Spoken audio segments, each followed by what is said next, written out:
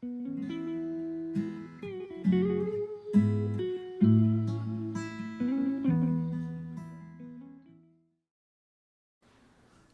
dia a todos, a paz do Senhor.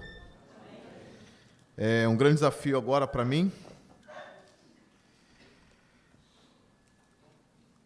Até agora eu estou pensando em como eu vou falar sobre isso, sem ser técnico, ou na verdade, sendo um pouco técnico, um pouco pastoral também. Eu acho que eu fiquei com o pior tema, na minha opinião. Por que podemos confiar na Bíblia? É um tema muito espinhoso.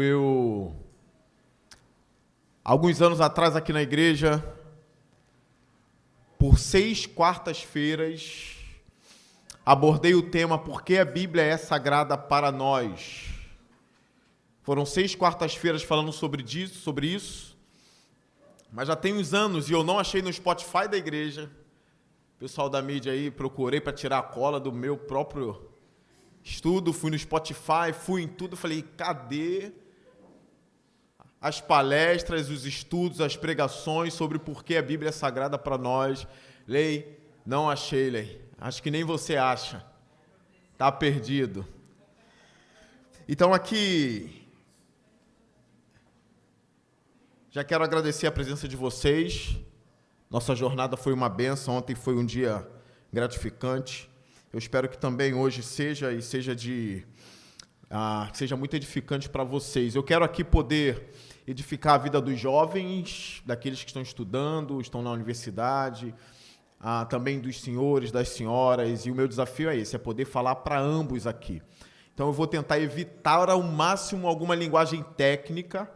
Tá bom? Eu quero pregar para vocês, ou dar essa palestra para vocês, não focar muito no público que vai me ouvir na internet, que pode ser um outro público, né? Um público talvez mais técnico, querendo ver a desenvoltura daquele que vai defender a historicidade da Bíblia, dos documentos, se são confiáveis, se não são, se a Bíblia caiu no céu como um zíper nas nossas mãos, né? Fechadinha, bonitinha, ou que surgiu em outros processos.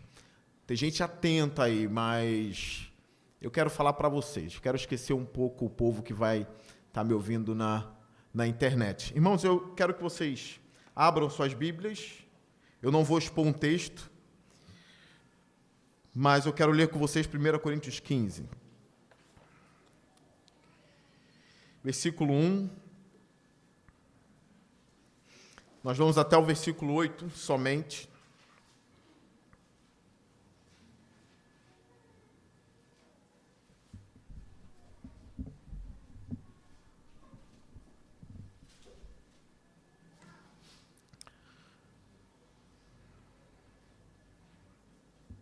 Primeira Coríntios 15, versículo 1 ao 8.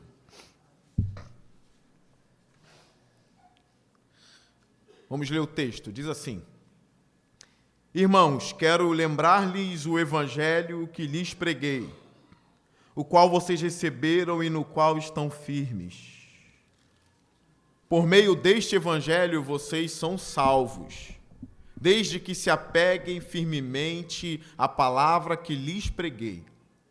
Caso contrário, vocês têm crido em vão. Pois o que primeiramente lhes transmiti foi o que recebi, que Cristo morreu pelos nossos pecados, segundo as Escrituras. Foi sepultado e ressuscitou no 3º dia, segundo as Escrituras. E apareceu a Pedro e depois aos 12. Depois disso, apareceu a mais de 500 irmãos de uma só vez, a maioria dos quais ainda vive, embora alguns já tenham adormecido.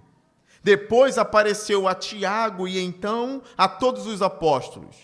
Depois destes apareceu também a mim, como a um que nasceu fora de tempo. Amém. Curve sua cabeça, vamos orar. Senhor Deus, eu peço que a Tua verdade venha abrir os olhos, Que a tua palavra, ó Deus, venha alcançar vidas, tirar dúvidas, fortalecer a nossa fé. Peço que eu seja um vaso usado pelo teu Espírito. Perdoe os meus pecados, perdoe os pecados dos meus irmãos. Que a tua presença esteja aqui, Senhor, porque nós somos crentes. Muito obrigado por esse dia. Em Cristo Jesus eu oro. Amém. Meus irmãos, nós só temos a Bíblia Sagrada porque Jesus ressuscitou dos mortos. Nós só temos esse documento santo, sagrado, infalível, porque Jesus levantou da morte. Isso é um fato. Alguns estudiosos ateus, céticos, têm se levantado dizendo que Jesus não ressuscitou dos mortos. Então, está tendo vários debates, mas os apologistas têm chegado à conclusão de que o Espírito Santo é realmente aquele que convence o homem. Convence o homem da verdade do Evangelho, que não são os apologistas que convencem as pessoas, não são os meus estudos, os meus pressupostos, os livros que eu leio, que vão converter os céticos. O que vai converter os céticos é o Espírito Santo. Eu lembro de um apologista, talvez o mais famoso no mundo, William Lane Craig. Ele disse o seguinte: olha, quando eu debato com um ateu, quando eu debato com um cético, eu nunca estou tentando ganhá-lo para Jesus. Quando eu debato com ele, eu só estou querendo demonstrar para a plateia em dúvida, os universitários, de que ele está errado. Porque dificilmente aquele camarada vai se converter.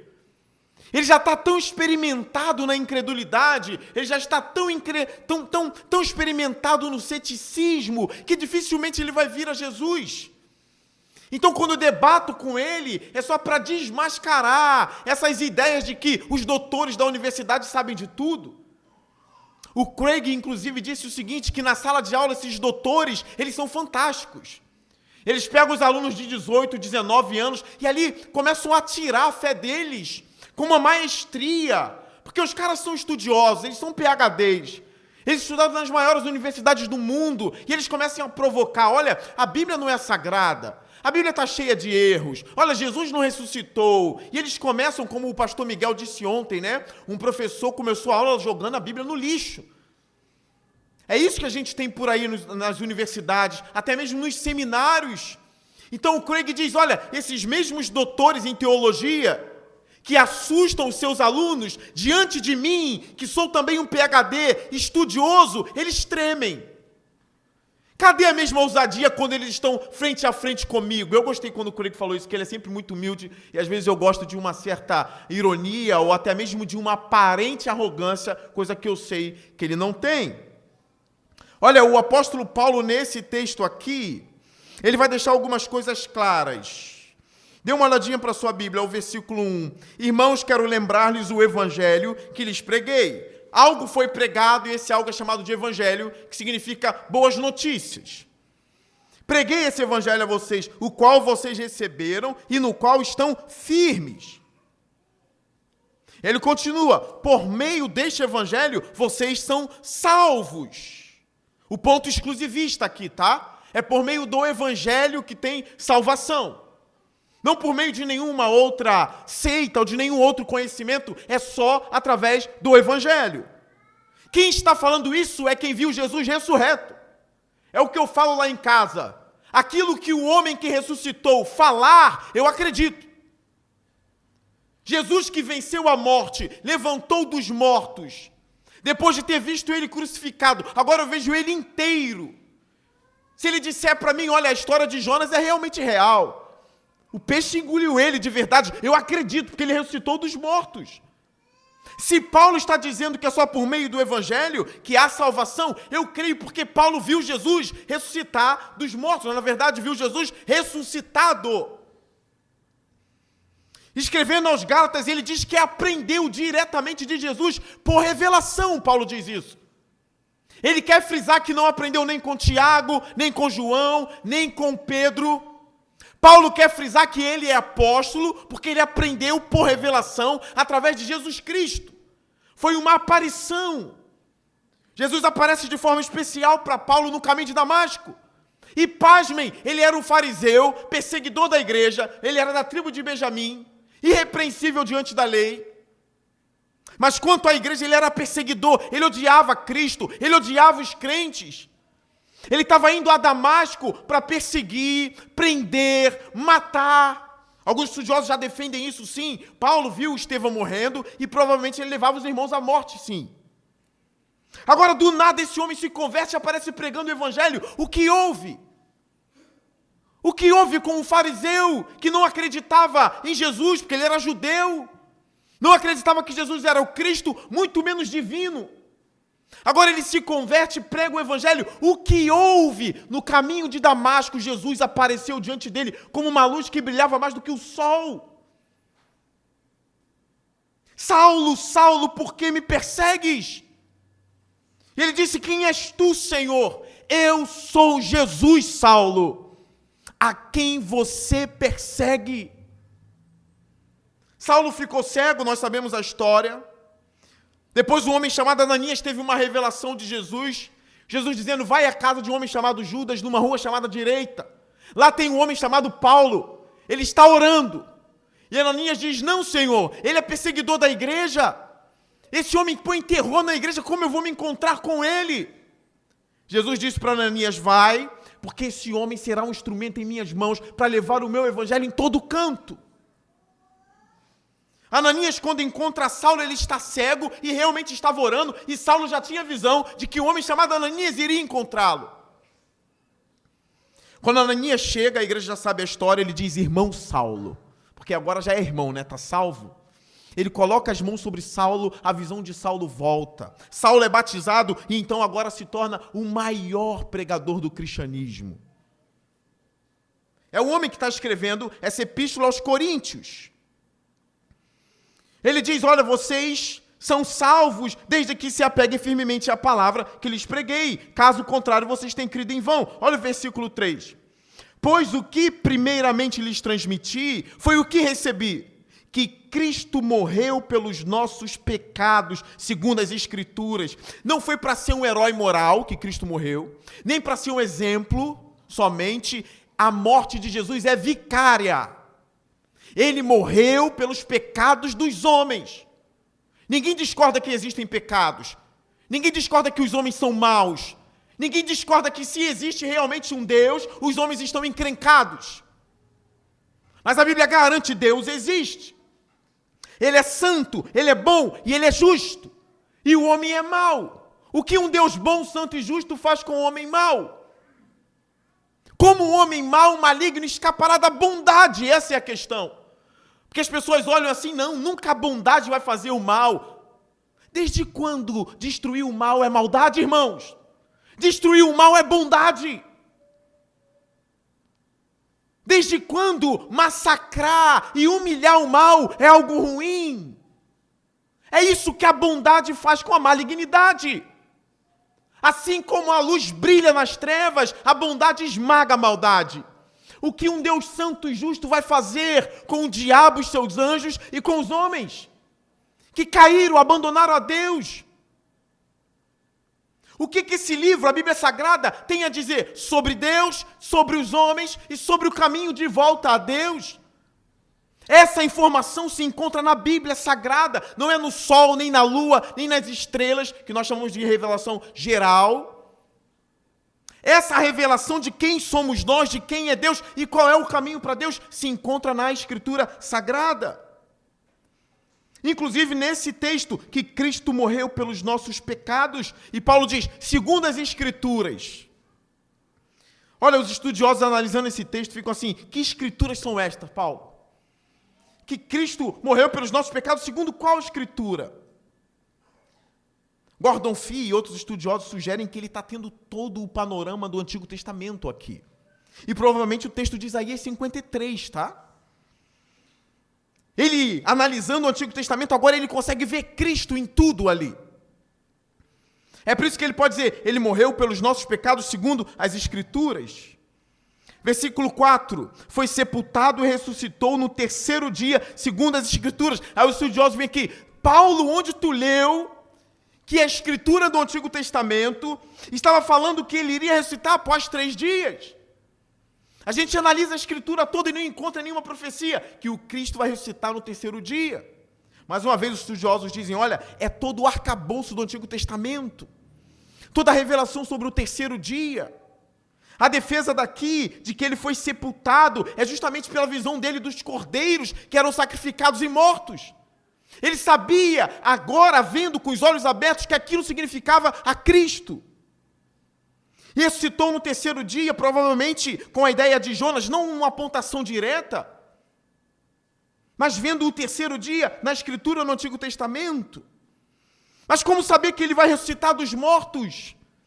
Salmo 116, Davi profetizando, olha, o corpo do teu servo não sofrerá decomposição. Então ali ele entende que Cristo deveria ressuscitar. Por isso que ele diz, de acordo com as Escrituras, segundo as Escrituras. A vida é a doutrina de Paulo, é sustentada pelo conhecimento bíblico dele.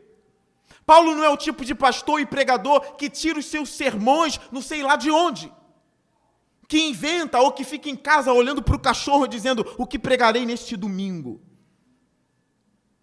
Aí ele olha para o cachorro, vê o cachorro fazendo uma palhaçada e diz, vou contar o que meu cachorro fez para a igreja. Paulo não é assim, ele é o homem do livro, ele é dominado pelo livro, ele jorra as Escrituras do Antigo Testamento, porque o Novo Testamento aqui ainda não tinha sido elaborado, Paulo estava escrevendo junto com os outros. Paulo diz aos Tessalonicenses, vocês receberam a palavra que eu preguei não como palavra de homem, mas como palavra de Deus, como ela é fielmente. Então Paulo acreditava que o ministério dele era sim um ministério envolvido pelo Espírito, dotado da sabedoria de Deus, que ele não era qualquer um, que ele era um dos ministros da nova aliança, assim como Moisés foi da primeira. O Novo Testamento estava sendo escrito pelos apóstolos, pelos amigos dos apóstolos. Eu quero trazer para vocês aqui um livro que narra o debate do William Lane Craig com John Dominic Crossan. É um livrinho, o título do livro é O Jesus dos Evangelhos, Mito ou Realidade? Eu já apresentei para vocês aqui o posicionamento do apóstolo Paulo. É óbvio que não é mito. Mas John Dominic Crossan, ele debateu com William Lane Craig e o cético aqui é o Dominic, tá? Craig é o crente. Doutor, eu quero ler a ficha deles aqui para vocês, bem rápido. Olha a ficha do William Lane Craig. Ele obteve o doutorado dele em filosofia pela Universidade de Birmingham, na Inglaterra. E outro doutorado em teologia pela Universidade de Munique, onde, como membro da fundação, pesquisou amplamente a historicidade da ressurreição de Jesus. Não estou falando de um qualquer. Porque, infelizmente, tem gente aí que não sai da sua casca, não sai da sua caixa, e acha que crente é tudo burro. As universidades foram criadas por quem? Pelos islâmicos? Pelos muçulmanos? Não. Pelos espíritas? Não, com todo respeito. O cristianismo que fundou as universidades. A vida intelectual pertence a gente. Sempre pertenceu a gente. Crente sempre estudou. Por isso que o Craig, um professor de filosofia, um erudito em filosofia, ele tem um trabalho monumental sobre o tempo. Pastor, como assim sobre o tempo? Sobre o clima? Não, sobre o tempo, eternidade, infinitude, o que isso é? É uma mente brilhante, genial. E ele foi para o debate com John Dominic Crossan. Eu quero ler a ficha do John. Que tu olha para ele parece até um homem de Deus, né? Ele usa a linguagem de Deus, ele fala de Deus. Não prega o evangelho, mas ele fala porque Deus fez isso, Deus fez aquilo, mas o Craig desmascarou ele nesse debate. Olha a ficha técnica do Dominic Crossan. É um dos membros cofundadores do Jesus Seminar, que é um seminário que fica popularizando ideias contrárias à Bíblia. Tá bom? É um dos principais. Além de ter sido um de seus diretores, é também presidente da seção do Jesus Histórico da Sociedade de Literatura Bíblica. Obteve doutorado em teologia na Maynooth College, Irlanda. Seus estudos pós-doutorais concentram-se na área de pesquisa bíblica do Instituto Bíblico Pontifício, em Roma, e em pesquisa arqueológica e tudo mais, em Jerusalém. É um outro cara cabeção, cara das letras, do estudo. Nesse debate aqui, o Craig queria saber se o Dominic cria em Deus. Ele já sabia quem era o Dominic. Ou se ele era uma farsa Porque alguns usam a linguagem de Deus, eles são fofinhos. Mas, na verdade, eles não creem em Deus. Aí, num certo momento do debate, o Craig chega para o John Dominique e diz assim, John, ou Dominique, você acredita que Deus existia na era jurássica? O Dominique, essa pergunta não faz sentido, Craig. Assista um debate, tem no YouTube, ou então leia no livro. O Dominique, essa pergunta não faz sentido, não tem nada a ver com debate, de onde você tirou isso? Aí o Craig, tem fundamento, me responda. Você está falando de Deus o tempo todo. Você acredita que Deus existia na era jurássica? Antes dos homens existirem, de acordo com a sua metodologia, a sua ideologia? Aí o Dominique disse, não, você é ateu, Dominique. Você é professor de seminário, você fez doutorado na universidade cristã, mas você acredita que Deus é um produto dos homens. Agora eu arranquei a informação de você. Aí o Craig diz, John Dominique Crossan é um teólogo ateu. E é esse cara que tem formado alguns seminaristas no mundo. Agora imagine levar o seu filho com 19 anos, ele dizendo, mamãe, papai, eu quero ser pastor, e ele para no seminário onde John Dominique Crossan é o diretor e professor do seminário. Não crê em Deus, não crê na Bíblia, é cético. Como eu vi uma vez um pregador, um pastor dizer, vocês teólogos liberais, já que não acreditam na Bíblia, dê a Bíblia para nós. Dê para nós, porque nós cremos. Deixa a gente pregar ela, não se meta com a Bíblia. Mas o bom de ter eles, irmãos, porque também a gente vai crescendo cada vez mais. Porque eles inventam uma teoria dizendo que a Bíblia não é verdadeira, a gente vai lá e refuta. Eles inventam outra, a gente vai lá e refuta. Como há pouco tempo atrás, alguns diziam que rei Davi não existiu, até que os arqueólogos descobriram lá a dinastia davídica. Calou a boca de todo mundo. É aquilo que eu chamo, eu mesmo chamo, não achei isso em lugar nenhum, irmãos, eu inventei, a teoria da galinha azul.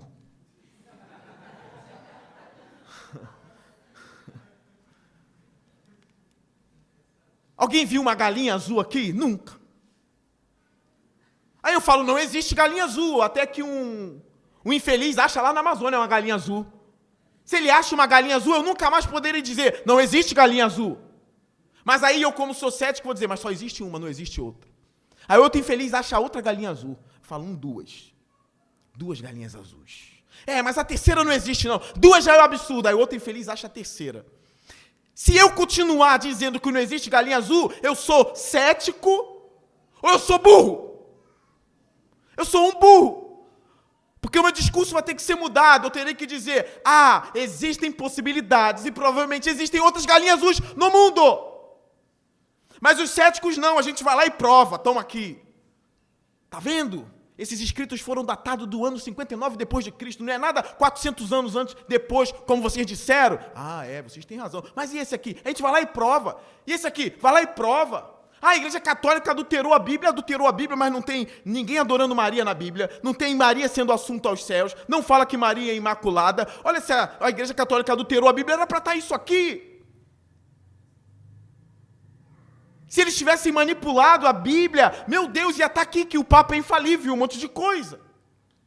Eu sei que a infalibilidade papal veio um tempo depois, mas várias ideias católicas estariam aqui e não estão. A gente está achando galinha azul o tempo todo, mas eles continuam dizendo, talvez não exista outra. Como um teólogo brasileiro disse uma vez, na verdade isso é coisa de joelho que não quer se dobrar. Isso é coisa de gente de coração duro. Acredita que tudo veio do nada. E diz que Deus é um absurdo. Absurdo é isso aí. O nada gerou tudo. E tudo é tão belo. É tão complexo. O ajuste fino do universo, o ser humano, a mente, o choro, as emoções, os abraços, os amores. Tudo por nada e para nada. Aí vai dizer, não, mas e se esse Deus que criou tudo não foi esse Deus que vocês pregam? E se ele for mau? Um Deus mau criar coisas belas? Vamos fazer um curso de lógica, a gente vai entender que isso não é possível. Porque o mal pressupõe o caos. Se tudo é belo é porque o Deus Criador é bom. Porque o bom é organizado, é pintado, é bonito, está tudo no seu devido lugar. Agora, tudo que envolve o mal é tudo caos, é tudo torto, torcido. Basta você olhar para o neném nascer, tem uma beleza. E depois você vê um homem sendo assassinado a tiros. É feio, é o caos. É óbvio que esse Deus é bom, porque tudo é muito belo. Mas porque tem maldade, algo aconteceu, ele não criou robôs. Nós abandonamos a Deus. Se a gente abandonou a bondade, é mais um argumento para dizer que o Criador é bom. Porque a gente se distanciou dele, o que a gente fez? Começou a praticar o mal. Irmãos, eu preciso colocar um freio em mim, que senão eu acabo não terminando os estudos. Olha, falei tanta coisa aqui, mas a questão é, a Bíblia ela é de fato confiável?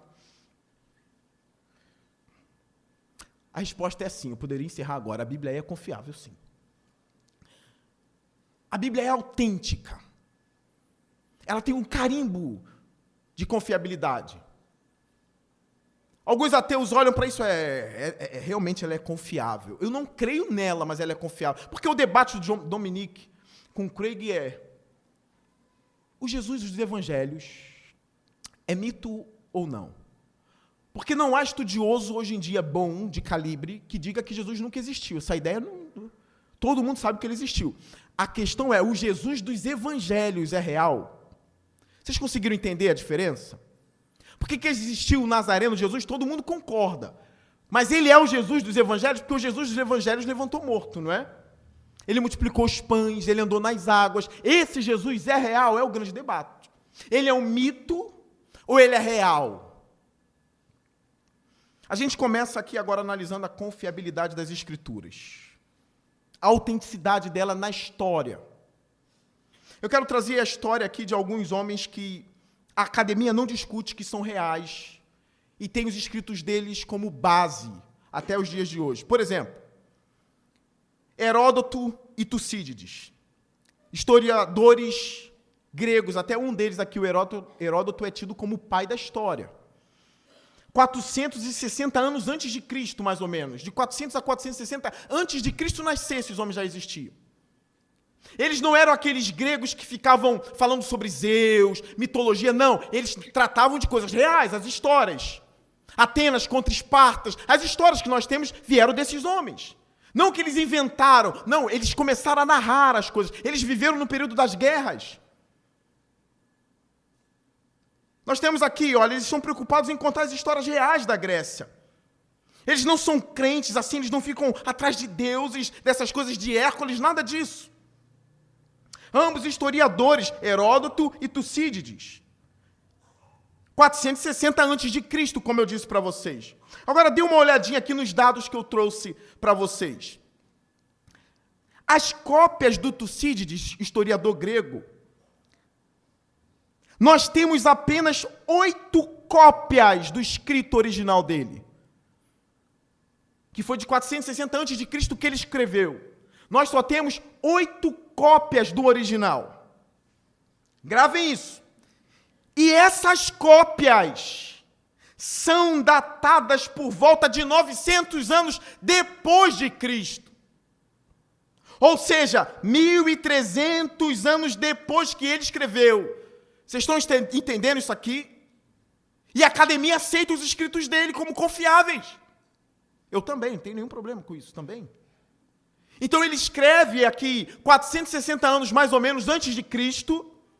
O copista só vai publicar, vai copiar o escrito dele 1.300 anos depois que esse cara escreveu. Olha o período, olha o intervalo de tempo. É como se eu escrevesse aqui, olha, a minha palestra está escrita em algumas partes.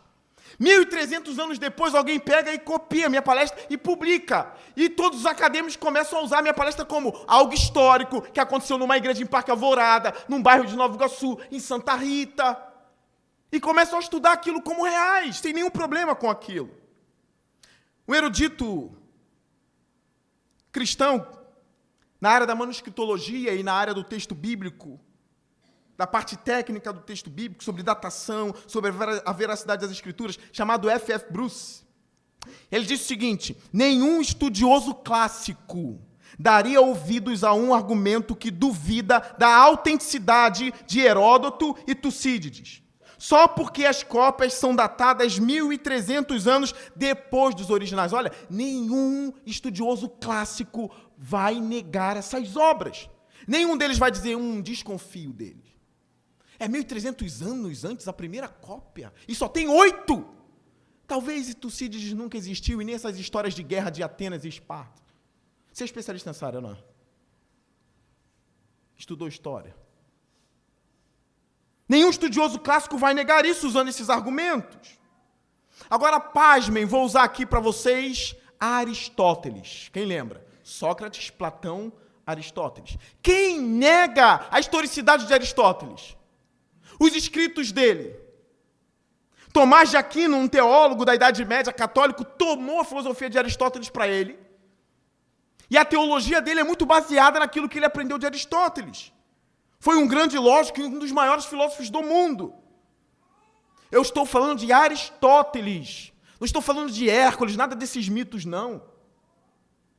Ele escreveu o seu livro Poética, que são várias poesias, e sobre a arte também. Ele escreveu o seu livro Poética por volta de 343, Evandro, antes de Cristo.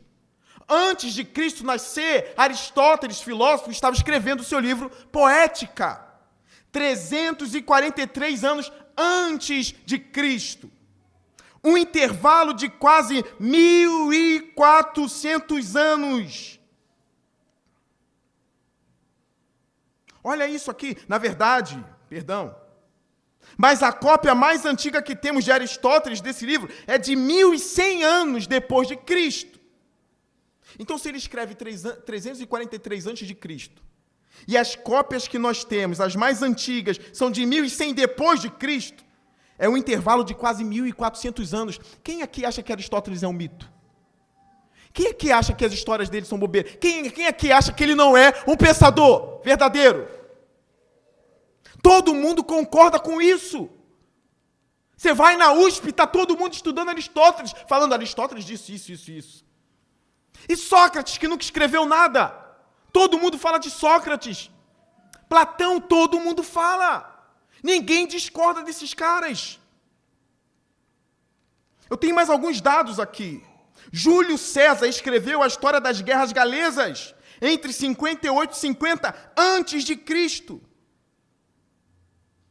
E essa certeza se baseia em apenas 9 ou 10 cópias de Júlio César. Só tem 9 cópias. No máximo 10 dos escritos de Júlio César. Datadas em 1000 anos depois da sua morte. Irmãos, tem noção do que é isso? Ele escreveu e 1000 anos depois copiaram os escritos dele. E só tem 10 ou 9 cópias. E a academia está ok com isso. Os estudiosos estão ok com isso. Eu queria ler aqui o mentor do Bart Ehrman. Bart Ehrman hoje, ele é talvez o maior oponente do cristianismo, tá? Ele é autor daquele livro, O que Jesus Disse e o que Jesus Não Disse. Vi debates do Bart Ehrman, já vi Bart Ehrman falar, já vi ele sendo encurralado até mesmo por gente da plateia. É muito bom ver ele sendo encurralado. Mas ele é um cara muito esperto.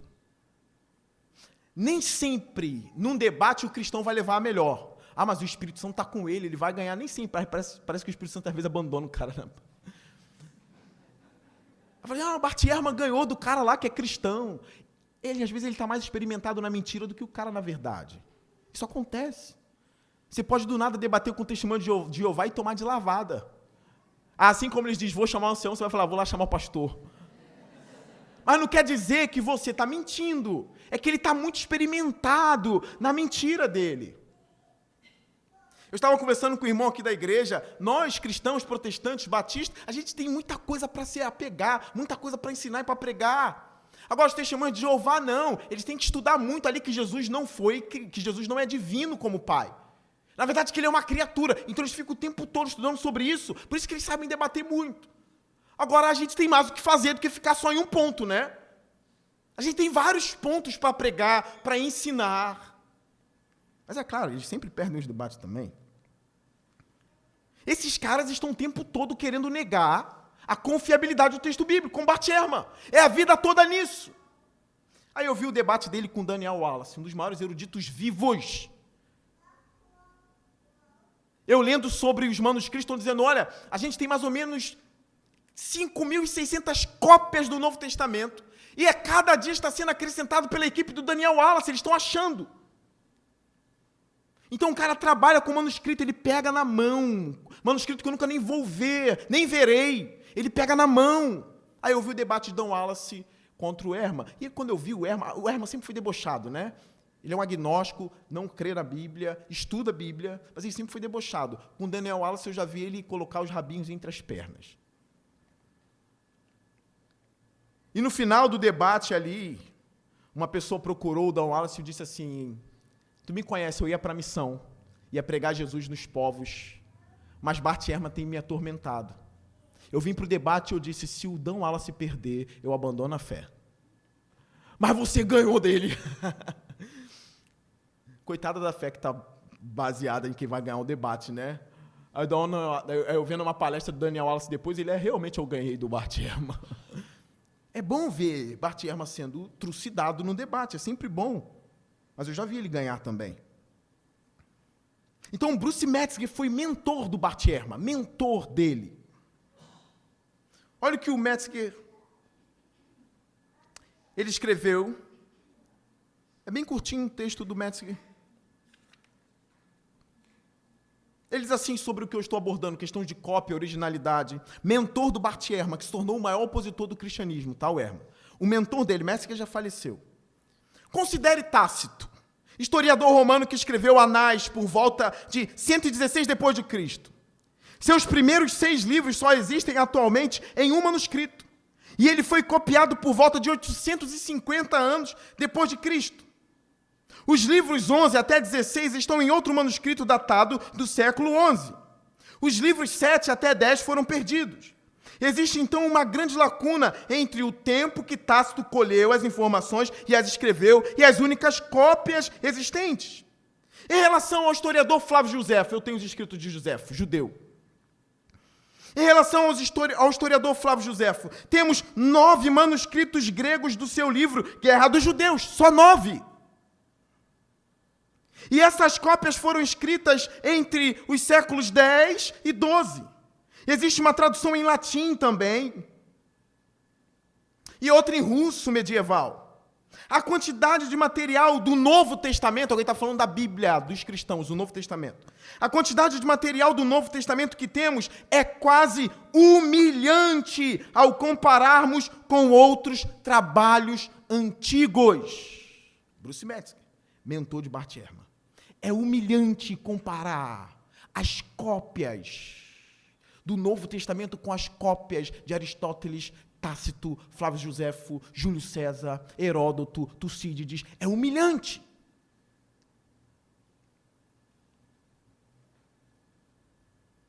Agora prestem atenção aqui. Só mais um pouquinho. Só o Novo Testamento em grego, que foi escrito em grego. Só o Novo Testamento em grego. Temos mais de 5.600 cópias. Vocês prestaram atenção que eu falei que tem manuscritos aqui desses homens aí espetaculares na história, que só tem 9 cópias. Vocês prestaram atenção nisso? Só 9, 10. O que tem mais é a Ilíada de Homero, 643. Essa eu não precisei escrever não, que eu sei de cor. 643 cópias da Ilíada de Homero. Não quer dizer que a história de Aquiles ali é real, tomando a flechada no calcanhar, o cavalo de Troia. A gente está querendo aqui, a questão é o argumento bibliográfico. Quanto tempo tem do original para a cópia e quantas cópias existem? O Novo Testamento, 5.600, dá de goleada na Ilíada de Homero. Se contar com as cópias da Vulgata Latina e de outras traduções, temos mais de 24.000 cópias do Novo Testamento. 24.000. É um número absurdo. Quem vai dizer que o Novo Testamento não merece confiança agora? Quem é que vai dizer?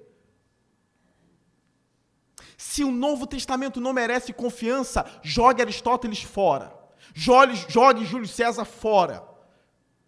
Jogue a história sobre Alexandre o Grande fora. Jogue tudo fora, até a Ilíada de Homero. Se você disser que o Novo Testamento é conto da carochinha, que não tem confiabilidade histórica, jogue tudo fora. O documento antigo, mais bem atestado, é o Novo Testamento. O mais bem atestado e comprovado. Agora, por que não dão valor? Porque fala de pecados. De Jesus que deu o sangue dele por homens pecadores, que fez milagres, que ressuscitou ao terceiro dia. Aí eles não querem dar crédito para isso.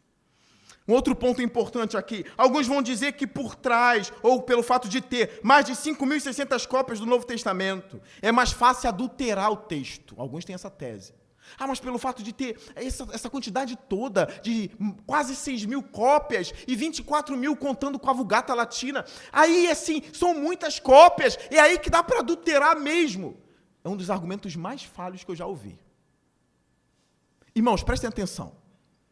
Se a gente tem quase 6.000 cópias do Novo Testamento em grego, isso é sinônimo de originalidade. Dá para a gente reconstruir até os originais. D. Wallace está falando de textos encontrados do Novo Testamento do século II. Jesus é do século I. Já no século II nós temos manuscritos antigos, achados, datados, provados por céticos e não céticos. Vamos supor que a gente tivesse aqui só 3 manuscritos do Novo Testamento. Só 3 cópias. Da Epístola aos Romanos. Vamos fazer um exercício aqui. Só 3. Já que muitos dá para adulterar, né? Muitos, né, dão para adulterar. Dá para adulterar o texto. Vamos supor que a gente só tenha 3. Aí a gente tem em Romanos 1, versículo 1, Paulo dizendo: eu, Paulo, servo do Senhor Jesus Cristo, no primeiro. No segundo nós temos escrito: eu, Paulo, cavalo de Jesus Cristo, é o segundo. O terceiro: eu, Paulo, criança de Jesus Cristo. E eu só tenho 3. Qual será o original? Que ele é servo de Jesus? Que ele é cavalo de Jesus? Ou que ele é criança de Jesus? Se eu só tenho 3, eu estou perdido, cara. Eu nunca vou poder dizer que Paulo é servo de Jesus, porque ele poderia ser cavalo, ou poderia ser criança de Jesus. Se eu só tenho 3, eu estou enrascado. Se eu tenho 6.000 cópias, eu estou bem. Porque eu encontro 2 falando que ele é cavalo, 2 falando que ele é criança, e 5.600 falando que ele é servo de Jesus. Então, o que o original quer dizer? Que ele é servo de Jesus. É assim que a gente faz, vai comparando um outro.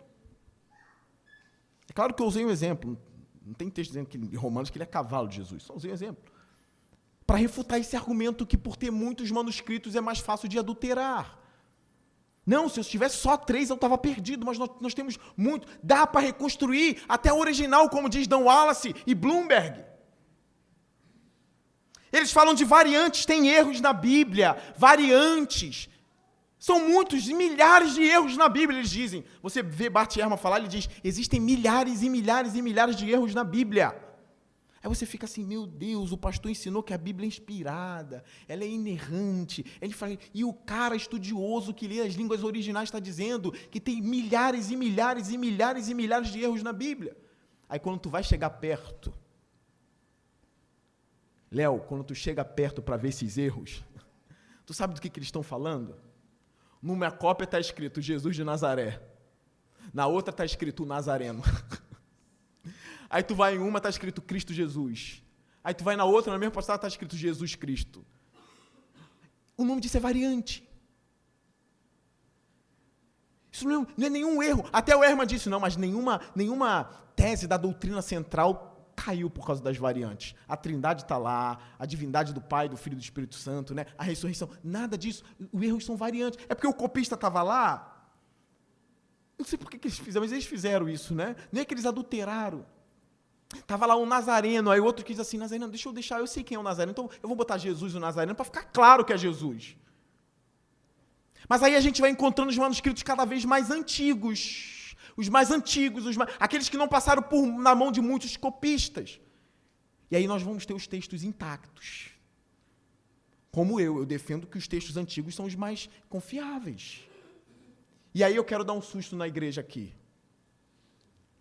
Mas eu vou fazer o que D. Wallace manda eu fazer.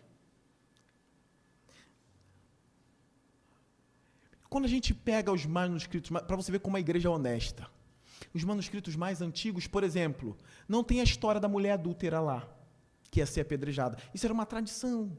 Poderia até ter existido. Mas eles colocaram lá, mas não deveria colocar.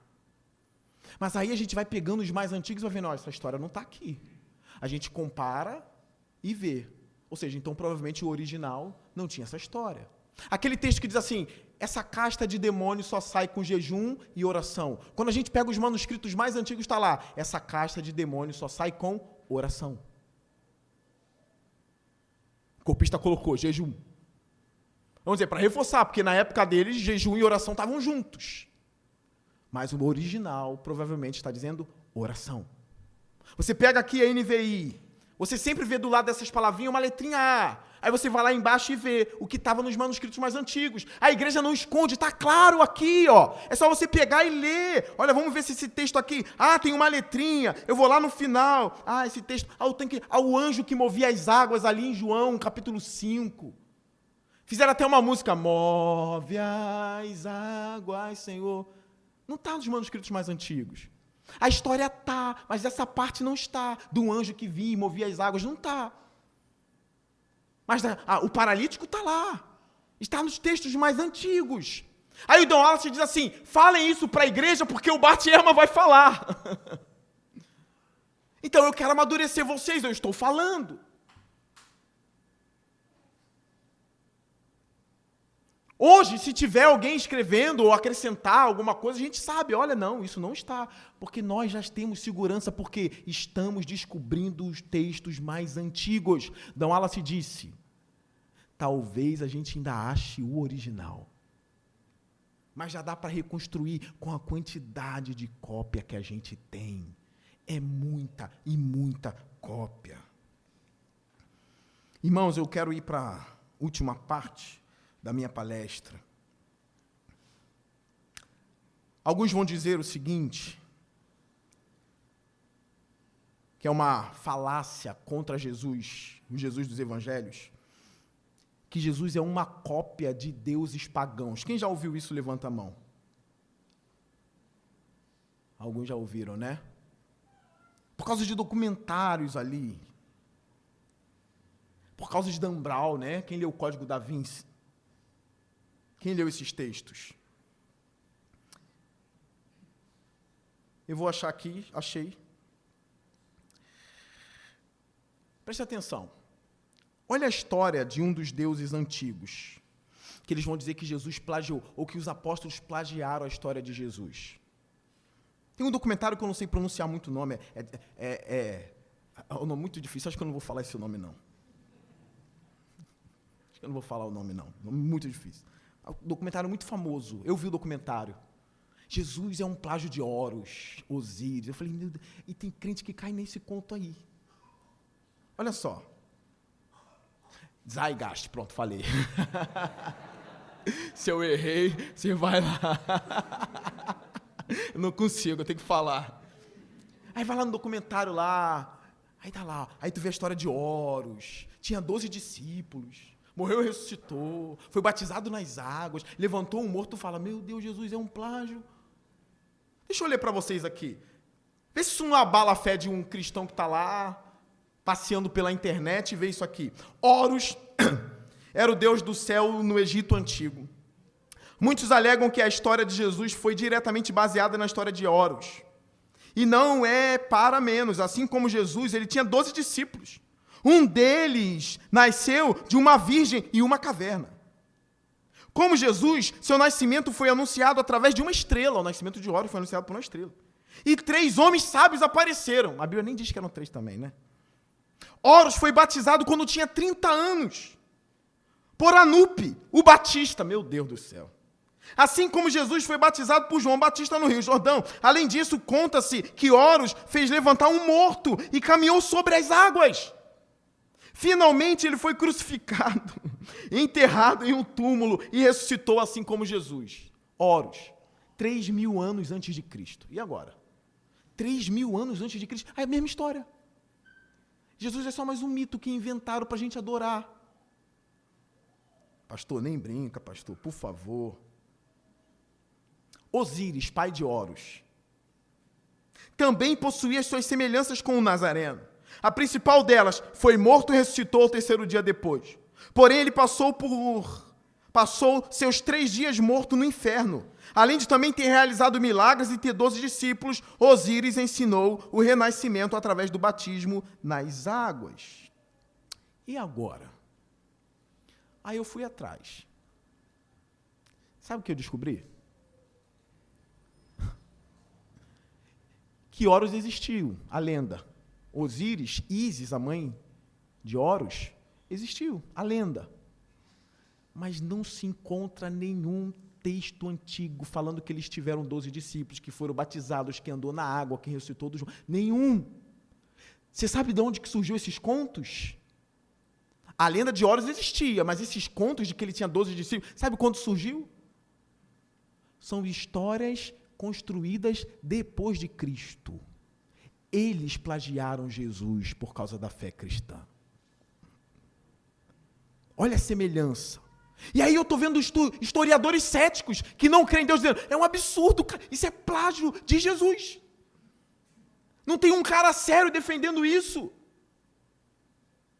Olha o que o William Lane Craig respondeu sobre essa questão no e-mail de um cristão que mandou para ele, já, me perdoa a expressão, de saco cheio já, com os amigos que querem dizer que Jesus era um plágio. Ele já não aguento mais, Craig. Eu tento provar, e eles vêm toda hora com um risinho bobo. Aí o Craig diz, olha, quando eles disserem que as crenças cristãs sobre Jesus vieram da mitologia pagã, eu acho que você deve rir. Conselho para vocês, tá? Então olhe para eles com olhos arregalados e um grande sorriso e diga, você realmente acredita nisso? Que Horus tinha tudo isso? Vamos inverter a questão, tá? Haja como se tivesse acabado de conhecer alguém que acredite na Terra plana. Eu tenho um colega que acredita, espero que ele não veja isso aqui. Ou na conspiração de Roswell. Você podia dizer algo do tipo, cara, estas velhas teorias estão mortas há mais de 100 anos. Da onde você está tirando isso? Diga-lhes que isso é apenas lixo sensacionalista e não estudos sérios. Caso insistam, então peça a eles que lhe mostrem as próprias passagens que narram a suposta similaridade ou a igualdade de Horus e Jesus. Peça que mostre, cadê os escritos? São eles que estão nadando contra o consenso dos estudos. Então, faça-os trabalhar duro para salvar a religião deles. Eu acho que você descobrirá que eles nem sequer leram as fontes originais. Olha, nesse livrinho que eu trouxe para vocês aqui, eu aconselho todos comprarem. É um romance do Josh McDowell. Ele criou um romance, uma ficção, de um rapaz crente que vai para a universidade, aí encontra um doutor lá, cético, mas que estuda a Bíblia e começa a tirar a fé dele. Começa a contar essas coisas para ele. Aí o rapaz, chamado Nick, começa a perder a fé na universidade. Ele vai perdendo a fé. Aí ele descobre, isso é tudo uma palhaçada. Meus pastores ensinaram errado. Agora eu estou descobrindo que Jesus é um mito e que o Novo Testamento não vale nada e tal. Aí ele estava escrevendo uma tese já. Ele já tinha virado agnóstico, quase ateu, menino, chamado Nick. A mãe dele chorando. É um romance, tá? Um romance. A mãe dele chorando. O pai dele desesperado porque ele estava perdendo a fé. Aí ele vai escrever uma tese agora, defendendo que a Bíblia não é original. Aí quando ele chega na universidade para encontrar o Dr. Peterson, que é o cético, o Peterson não está mais lá, porque a irmã dele está com câncer, ele teve que viajar. Aí tem um outro professor chamado Jamal. Aí ele entra e encontra o Jamal. Aí ele, cadê o Dr. Peterson? O Jamal, a irmã dele teve câncer, ele teve que ir embora e tal. Aí ele, eu escrevi minha tese aqui, dizendo que a Bíblia não é original. O Jamal olhou para ele, é? Posso olhar a tua tese? Vamos no Starbucks tomar um café? O menino foi. Jamal pegou a tese dele. Falou, menino, tu não conhece Sidão Wallace, não? Ele, não. Não contou? Você não sabe que esses mitos já foram refutados, não? Não, mas tem um documentário escrito. Documentário não vale nada. Já foi refutado. Já foi, o Dr. Peterson não me disse. E Jesus não é um mito? Não, meu filho. Aí começou a ler isso. E a fé do menino foi voltando. Daqui a pouco ele estava pregando para o professor Peterson, não vou contar a trama que você tem que ler, o final do livro. Mas é muito bom. E eu vibrei, porque a fé daquele menino voltando, a mãe dele ficou feliz, ele ligou para o pastor dele dizendo, estou voltando para Jesus. Aí ele fez a oração, Jesus, por favor me perdoe, porque eu me desviei, duvidei de ti, da tua santa palavra, agora estou voltando. Me perdoe. Aí tem um historiador chamado Habermas, Gary Habermas. Olha o debate dele. Quem conhece o Lee Strobel aqui, levanta a mão. Ele era um cético, né, que depois virou crente. Aí ele vai narrar o debate aqui do Habermas com um cara que defendia esses mitos aí. Olha a ideia. Strobel, fazendo a entrevista, diz assim: a maior parte dos acadêmicos concorda que Jesus de Nazaré viveu no primeiro século, pregou sobre o reino de Deus e foi crucificado. Mas o que aconteceu depois é a questão mais controversa da história. Será que Jesus voltou dos mortos e assim provou que era filho de Deus? Ou isso são as lendas e mitologias? Para os cristãos, tudo isso se volta para a ressurreição. Tim, vamos conversar por você. Em seu livro, você sugere que a ressurreição de Jesus não é original. E das religiões de mistérios. Nele, você menciona as histórias de Osíris, Horus, Ódonis, Atis. Você pode explicar o que tudo isso significa? Aí vem o cético. Tim Callahan. Bom, havia histórias da morte e ressurreição há muito tempo, como você mencionou, Ísis, Osíris. E geralmente Dionísio da Grécia tinha seu próprio culto. Em todas as histórias eles morrem de forma dolorosa. Dionísio é cortado em pedacinhos e comido pelos titãs. E então voltam fisicamente dos mortos, ele ressuscita. Aí Habermas olha. Vamos pegar os exemplos de Odonis que você citou, Habermas agora. O crente, intelectual, erudito, tá? Provavelmente o Deus antigo que nós sabemos que ressuscitou, temos 4 versões em que Odonis voltou dos mortos. A mais antiga é datada do século II, depois de Cristo. Depois de Cristo, o historiador debatendo aqui. As outras estão entre o 2º e o 4º século, depois de Cristo. Sabe o que é o 4º século depois de Cristo? Provavelmente ano 380 anos depois de Cristo. E mesmo Osíris e Ísis, como religião, sendo anteriores ao cristianismo, não há ressurreição na história deles. Osíris, em particular, nem volta dos mortos. Lee Strobel diz assim, que é crente também. Muito bem, como você responde a isso, Tim? Que é o ateu. Aí Tim diz, muitas vezes as únicas cópias dos mitos que temos são da época da escrita, mas temos evidência dos mitos de forma de desenhos, em vasos, em vários personagens míticos. E as situações que passaram, então temos quase certeza de que os mitos eram contados oralmente bem antes disso. Aí o Habermas vem. Mesmo falando sobre as histórias dos vasos, nas cavernas e tudo mais, ainda não vemos a ressurreição. Cadê a ressurreição que você está dizendo? Não existem deuses ressurretos até o século II depois de Cristo. Não tem. Recentemente fiz uma pesquisa e achei 12.000 fontes sobre a ressurreição. Tudo publicado desde 1975, em alemão, francês e inglês, e achei estudiosos que atuam em algum departamento de universidades, por exemplo. Procurei saber quantos deles não são cristãos e não acreditam na ressurreição. E vi quantos acreditam que, de alguma forma, os deuses mitológicos são uma fonte de inspiração para o cristianismo. Pode contar na mão o número de céticos entre 12.000 estudiosos. De 12.000 estudiosos céticos, apenas meia dúzia ali acreditava nessa história doida. É realmente uma minoria. Aí Callahan, que é o ateu, diz, olha, na verdade não, eu ainda diria que histórias desses deuses eram comuns na época de Jesus. Strobel interrompe e diz, bom, não foi isso que o Dr. Habermas disse. Aí o Callahan, teremos que concordar em discordar sobre o que ele disse. Strobel diz, mas um de vocês não está certo, né?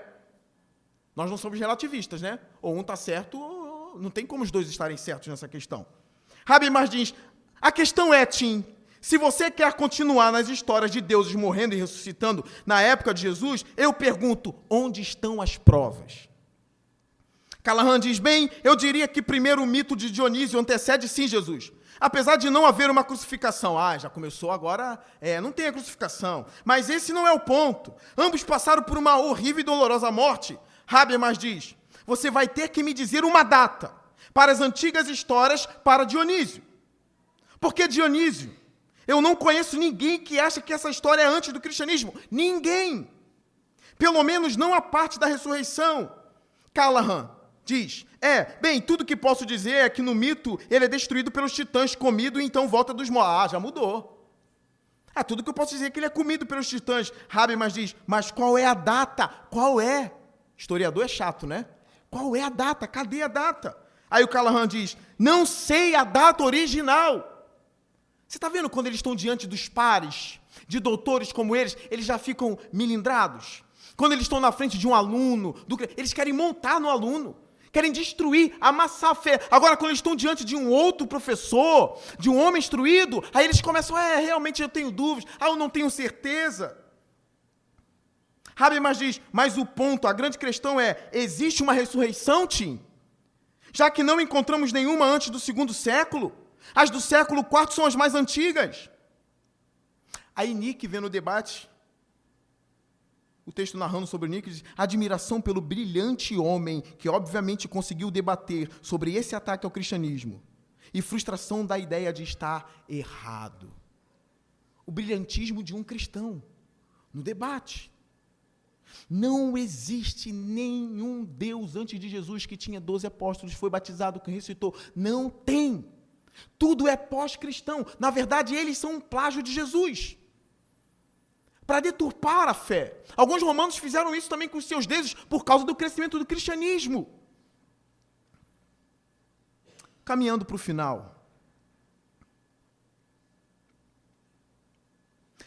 Eu também quero recomendar a vocês que procurem um artigo na Igreja Presbiteriana de Pinheiros, onde o pastor Hernandes Dias Lopes é pastor auxiliar.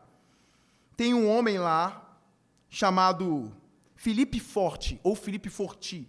Ele escreveu um grande artigo, um belíssimo artigo, sobre essas questões dos deuses, tá? Refutando um por um. Procure no site da Igreja Presbiteriana de Pinheiros. Esse homem fez um excelente trabalho refutando cada deus antigo, como essas histórias são falsas. Recomendo a vocês.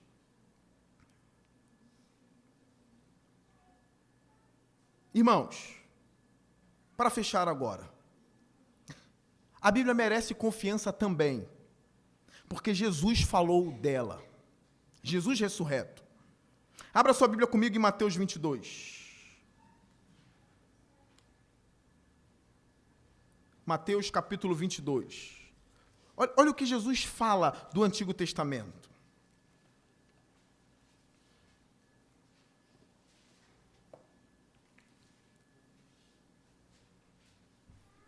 Mateus 22, versículo 29.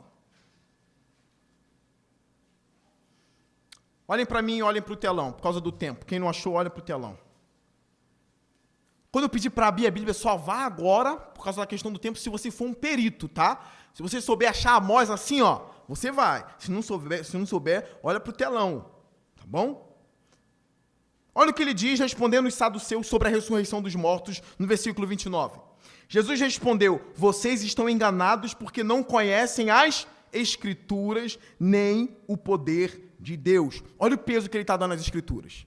Vocês estão enganados porque não conhecem as Escrituras. Jesus dizendo. Como diz D. Wallace, eu creio na Bíblia por causa de Jesus. Aí fica um debate, eu creio em Jesus por causa da Bíblia ou eu creio na Bíblia por causa de Jesus? Mas Jesus está ratificando o poder das Escrituras. No mesmo capítulo, olha o versículo 43. Agora respondendo os fariseus sobre Jesus ser chamado de filho de Davi. Ele diz, como sou filho de Davi se Davi me chama de Senhor? Olha o versículo 43 do capítulo 22. Ele lhes disse, então, Jesus dizendo, como é que Davi, falando pelo Espírito, chama Senhor? O chama Senhor. Pois ele afirma, o Senhor disse a meu Senhor. Olha para mim. Esse texto é o Salmo 110. Jesus está dizendo que Davi falou pelo Espírito. A inspiração das Escrituras sendo defendidas por Jesus. Os autores bíblicos não estavam sozinhos quando escreveram a Bíblia. Olha, Jesus é muito claro. Davi, olha o 43, ele lhes disse, então como é que Davi, falando pelo Espírito, o chama Senhor? Salmo 110, os salmos são inspirados. Jesus defende que o Espírito Santo estava ali atuando. Agora venha comigo para Lucas 24, um texto ainda mais poderoso e mais forte. A conversa de Jesus com os discípulos no caminho de Emaús. Olha o versículo 25 de Lucas 24, vai aparecer aqui na frente. Depois eu te dou todas essas anotações aqui. Olha o discurso de Jesus, irmãos. 25, versículo 25. Ele lhes disse, como vocês custam a entender e como demoram a crer em tudo o que os profetas falaram. Não devia o Cristo sofrer estas coisas para entrar na sua glória? E começando por Moisés. Eu vou repetir. E começando por Moisés. Olha isso.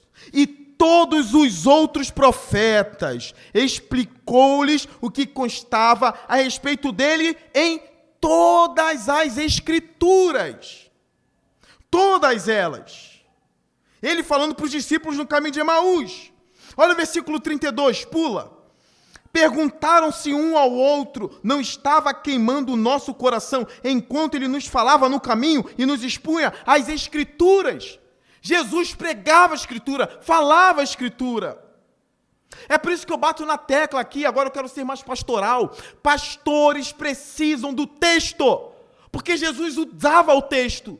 Por que pastores não estão usando mais o texto? Por que as pregações não são mais bíblicas? Porque são histórias da carochinha no púlpito. Eu, como crente, não aceito estar numa igreja onde o pastor é um contador de história. Eu aceito estar na igreja onde a Bíblia é aberta e o homem prega a palavra. Eu não aceito mais. Já passei dos 13 anos de idade há muito tempo. Não aceito estar em um lugar onde a palavra não é exposta. Chega, acabou. Jesus aqui expõe toda a palavra do Antigo Testamento aos discípulos. E qual é a resposta? Não estavam os nossos corações queimando enquanto ele pregava a Escritura. Aí hoje o povo quer ir para a igreja para rir, para brincar de fantoche no culto. Prega a palavra. O povo está sedento. Se os céticos não creem, eu creio. O texto é confiável. Jesus ressuscitou de fato. Os homens morreram defendendo a ressurreição. Se fosse uma mentira deles, eles saíam fora.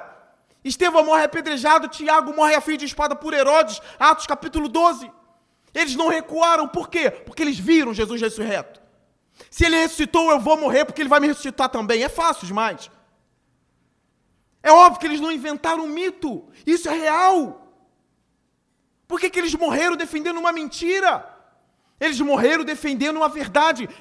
Graham Mason, um grande estudioso, diz assim, o que aconteceu? Que 12 homens ou 11 homens medrosos, trancados em casa, com medo dos judeus, ganhassem o mundo antigo todinho, enfrentaram Roma, as filosofias gregas e venceram tudo. O que houve que esses homens enfrentaram o mundo?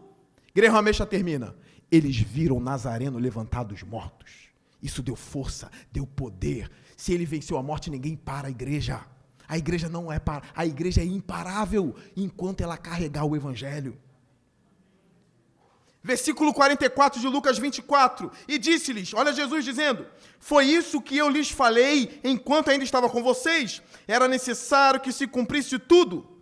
O que a meu respeito está onde? Escrito na lei de Moisés, nos profetas e nos salmos. Então lhe abriu o entendimento, versículo 45, para que pudessem compreender as Escrituras. Olha, se tem um cético aqui que não está convencido, eu não posso fazer nada. O texto está dizendo que quem abre o entendimento para compreender é Jesus. Há pouco tempo eu vi um pastor dizendo, olha, o que a gente faz com os nossos filhos desviados? Nós não temos acesso ao coração deles para trazer de volta. Aí outro pastor disse, nós não temos acesso ao coração dos nossos filhos desviados, mas nós temos acesso a quem tem acesso ao coração deles. Se Jesus quiser te salvar, Ele abre os teus olhos hoje e você cai de joelho aqui hoje. Vai esmagar o seu ceticismo. Vai sair daqui crente com a Bíblia na mão. Estava falando semana passada com um homem que está conhecendo a Cristo cada vez mais. E eu disse, por que a vergonha de andar com a Bíblia no braço? E ele começou a rir, eu tinha essa vergonha mesmo. Para quê? Eu quero que todo mundo saiba mesmo que eu sou crente, eu não tenho vergonha nenhuma. Vergonha de Jesus, Ele morreu na cruz por mim, eu vou ter vergonha dele. Eu sou crente. E aqui não estava nem no meu esboço para falar disso. Alguns falam assim, não quero ser crente agora não, deixa eu curtir a vida. Não estava nem no esboço. Ei, deixa eu curtir a vida, eu estou muito feliz. Aí eu falo, eu não sou feliz não, ô filho da mãe? Eu sou crente, sou muito mais feliz que você, cara. Eu não tenho inveja de quem vai para a boate, não. Eu gosto de tomar café em casa. Eu gosto de dormir na minha cama quente. Eu sou feliz, cara. Quem disse que você curte a vida e eu não? Tá louco, meu? Eu nem uso esse linguajar, tô brincando. Já tô exagerando já. Eu não tenho inveja, cara. Eu sou feliz, cara. Às vezes eu tô quarta-feira aqui, eu tranco a igreja. Minha vontade é ficar até meia-noite aqui. Domingo minha esposa tem que me arrastar para casa. Eu amo estar na igreja. Eu amo isso aqui. Eu amo levar os teólogos da igreja para conversar sobre Bíblia. Não diga que você é mais feliz do que a gente. Como eu disse quarta-feira, mês passado, os homens mais santos são os mais felizes. Melhor coisa é você deitar na cama assim, nada para te condenar. Jesus perdoou os meus pecados, o sangue dele me purificou, vou dormir, acabou. Ele abriu o entendimento deles. Lei de Moisés, os profetas e os salmos. Sabe o que significa? Os 39 livros do Antigo Testamento. Vocês sabem que a Bíblia são 66 livros, né? 66. 39 no Antigo e quanto no Novo? Conta rápido. 27. Jesus aqui está dizendo que todo o Antigo Testamento é de Deus, inspirado por Ele. Jesus defendeu a Escritura e eu a defendo. Só tem mais 2 pontos para eu encerrar. Eu acredito também porque os apóstolos que testemunharam de Jesus ressurreto defenderam a Escritura. Abrem no clássico texto de 2 Timóteo 3, versículo 14 até o 16. É o clássico texto. O ruim do pregador é o bom que o pregador tem que ser ágil na Bíblia, porque se a gente falou, tem que abrir e abrir certinho, né? Já está aqui. Na verdade, falta só uma página, ó. Foi. Olha ele escrevendo a Timóteo, olha como Paulo acreditava na Bíblia, no texto sagrado. O apóstolo Paulo que viu Jesus cara a cara. Entre apóstolo Paulo e Caio Fábio, eu vou crer em quem? Cara soberbo, né? Também não estava nem na... Paulo errou, bocó. O cara viu Jesus ressuscitado 2000 anos atrás, tu vem agora falar que Paulo errou, rapaz. Mano, Paulo errou, ele viu Jesus, cara, isso aí.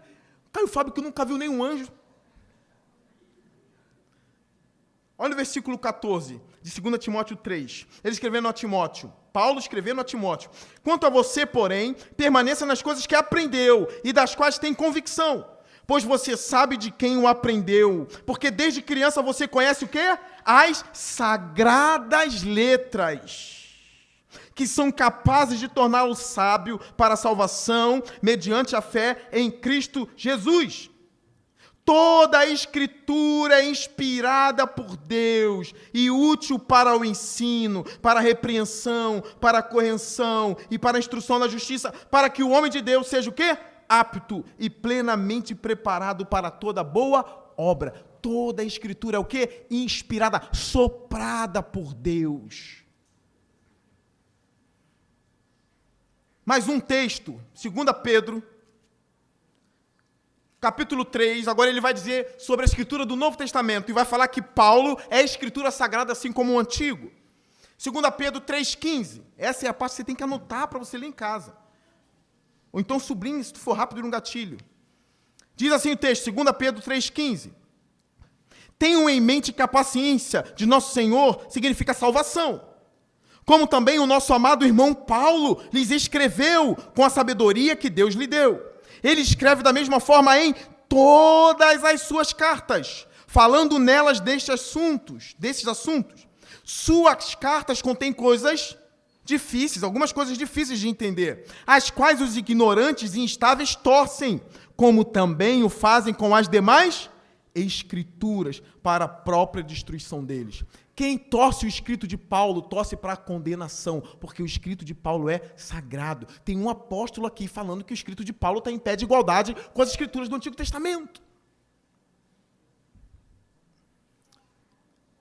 Fechei a Bíblia. Último ponto porque eu acredito que a Bíblia é inspirada e sagrada. É porque a Bíblia muda vidas. Olha o que James Montgomery Boyce escreveu. Prostitutas foram regeneradas, bêbados se tornaram sóbrios, orgulhosos se tornaram humildes, desonestos se tornaram íntegros, homens e mulheres fracos tornaram-se fortes, e tudo por causa da transformação operada neles, por Deus, enquanto ouviram e estudaram a Escritura. Fecho contando a história que eu contei para a igreja há uns anos atrás. Dr. Harry Ironside, um grande evangelista. Ele estava numa praça pregando o evangelho e então chegou um homem agnóstico. Encerrei. Ainda faltou uma parte aqui. Citar J. Carson que eu não citei. Olha um calhamaço. Não tem como. É só para mostrar ali que 1 Tessalonicenses e 2 Tessalonicenses foram escritos 50 anos mais ou menos depois de Cristo somente, ao intervalo. Enquanto uns levavam o intervalo de 1300, olha os textos de Paulo, 50 anos depois de Jesus. Gálatas provavelmente mais antigo do que isso. Marcos provavelmente 60 anos depois. Escreveu o Evangelho de Jesus só 60 anos depois. É muito mais confiável, mas enfim. A Bíblia muda vidas. Harry Ironside, pregando o Evangelho. Veio um agnóstico, com um cartãozinho, deu na mão dele, muito educado. Ironside pegou o cartão e viu atrás do cartão. Ele leu: te convido para um debate sobre agnosticismo versus cristianismo. Aí o Ironside olhou: te vejo na sala de ciências 4 horas. Aí o Ironside, leu em voz alta: cristianismo versus agnosticismo. Para quem não sabe o que é quase ateísmo, tá? Às 4 horas na sala de ciência, ele virou para o agnóstico e diz assim: eu aceito. Estarei muito feliz em estar nesse debate contra você. Mas eu tenho uma condição. Traga para mim 2 pessoas, um homem e uma mulher. Eu quero que você leve para o debate um homem, desses devassos vagabundos que tiveram a vida totalmente destruída, por causa das drogas, pela depravação, está com o coração quebrado, a alma dilacerada, querendo morrer, e então entrou no seu auditório, senhor agnóstico, e ouviu o seu discurso sobre o glorioso ateísmo, o glorioso agnosticismo, e ele ouviu aquilo ali, estava ouvindo suas palestras como tudo veio do nada e tudo mais, e ele diz: olha, minha vida está sendo transformada, meu coração está queimando com a mensagem do glorioso agnosticismo, do glorioso ateísmo. Nossa, eu vou abandonar as drogas, ai, minha alma agora está sacudindo, vou voltar a viver, ia morrer, não vou mais morrer, porque o agnosticismo me salvou. Aí o Ironside, agora é uma outra exigência, eu quero uma mulher também, dessas também que tiveram a vida totalmente destruída por relacionamento. A vida destruída, jogada na lama, também não tem prazer na vida, quer morrer. A vida totalmente degradada. Eu quero essa mulher. Uma mulher que entrou no seu auditório do grande agnóstico ateu e disse assim: como o ateísmo é belo. O ateísmo me tirou da lama. Olha meu coração queimando pelo ateísmo, pelo agnosticismo. Meu Deus, eu ia me matar, agora nem vou mais. Glorioso agnosticismo. Deboche do Ironside, né? Só leva 2. E eu, evangelista, levarei 100 almas, homens e mulheres, que tiveram a vida totalmente transformada pelo poder da palavra. Aí ele virou para o capitão que estava do lado dele: capitão, quantas almas transformadas pelo evangelho nós temos? O capitão: temos aqui 40 já. Aí ele virou para o agnóstico: 60 é fácil. E todas elas subirão comigo no palco. Tiveram a vida transformada pelo poder da palavra e do evangelho. O agnóstico olhou para ele, apertou a mão, riu e diz assim: deixa para lá. Não tem debate mais não. Tem alguém aqui que ainda vai dizer que esse livro não presta? Se você acha que não presta, experimente lê-lo. Leia, experimente frequentar uma igreja bíblica e ouvir a palavra domingo após domingo. E converse comigo depois de um ano. Tá bom? Aqui eu encerro a minha palestra. Foi palestra com um pouquinho de pregação, sei lá o que foi. Feche seus olhos, eu quero orar por você. Senhor Deus, eu fiz o meu papel aqui defendendo a Tua palavra. Tentei dar o meu melhor na medida do possível. Mas eu confio no Teu Espírito agora. A minha inteligência não vai salvar ninguém. Mas o Teu Espírito usa a palavra para salvar os corações. Que os corações se rendam a Cristo hoje de manhã. E aqueles que já estão rendidos a Cristo, que tenham mais certeza da fé. Que saiam daqui agora mais crentes, Senhor. Que não venham esquecer essa jornada, essa palestra. Edifica o coração deles no nome santo do glorioso Jesus Cristo. Amém.